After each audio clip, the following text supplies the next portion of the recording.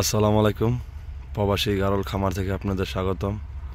আশা করি সবাই ভালো আছেন। আপনারা যারা ফেসবুক পেজ থেকে ভিডিওটা দেখছেন, পেজটি ফলো করে দিবেন, ভিডিওটা শেয়ার করে দিবেন। আর যারা ইউটিউব চ্যানেল থেকে দেখছেন, চ্যানেলটি সাবস্ক্রাইব করে দিবেন।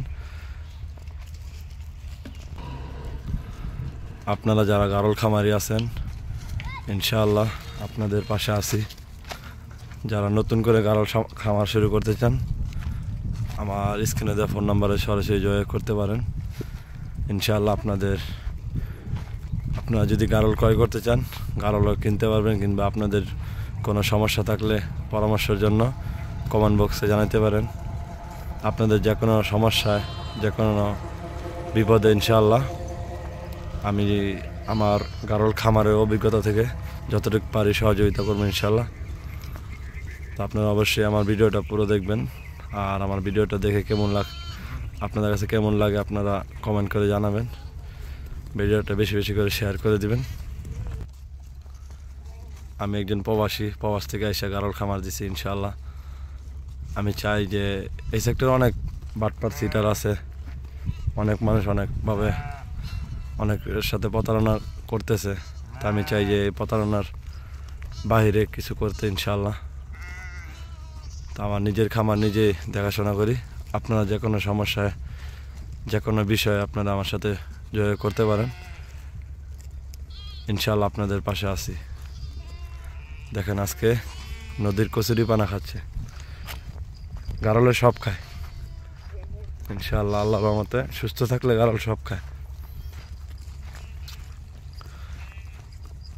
আমার খামারে এখন বর্তমানে বাচ্চার সংখ্যা আছে ইনশাআল্লাহ মোটামুটি ভালোই। যাদের বাচ্চা প্রয়োজন আসতে পারেন, ইনশাআল্লাহ দেওয়া যাবে।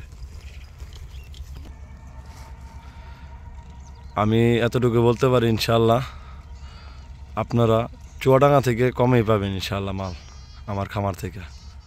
কারণ চুয়াডাঙ্গা একটা সেন্টিগ্রেডের জায়গা, ওইখানে গেলে ওরা সব একসাথে মিলেমিশে মানুষ যাওয়ার পরে এক পর্যায়ে মুরগি বানায় ফেলায়। ওরা যেভাবে বলবো আপনি সেইভাবে মাল কিনে আনবেন। এক পর্যায়ে আপনি চড়কের হাতে বন্দি হয়ে যান। বিশেষ করে চুয়াডাঙ্গার যে ইউটিউবারগুলো আছে, তারা তো পার্সেন্টেজে ব্যবসা করে খামারিদের সাথে।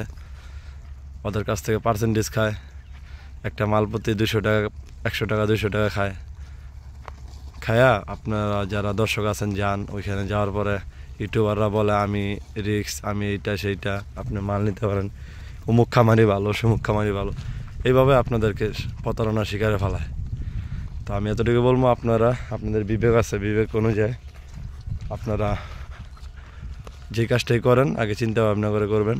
আর আমি একজন প্রবাসী, বিশেষ করে আমার প্রবাসী ভাইয়েরা, আগে কাউরে টাকা দিয়ে আর কাউরে টাকা পাঠাবেন না, টাকা দিয়ে আপনি ধরা খাইবেন না। আপনার দেশে আত্মীয় স্বজন আছে, যে আছে দেশে, তাদেরকে পাঠায় মাল দেখে, মাল পছন্দ হলে দাম দর করে তারপর টাকা লেনদেন করবেন। কারণ আগে টাকাটা দিলে এই টাকা নিয়ে তারপরে কিছু বাটপার আছে, বাটপারি করে। তো সবাই ভালো থাকবেন। আর আমার ভিডিওটা কেমন লাগে কমেন্ট বক্সে জানাবেন।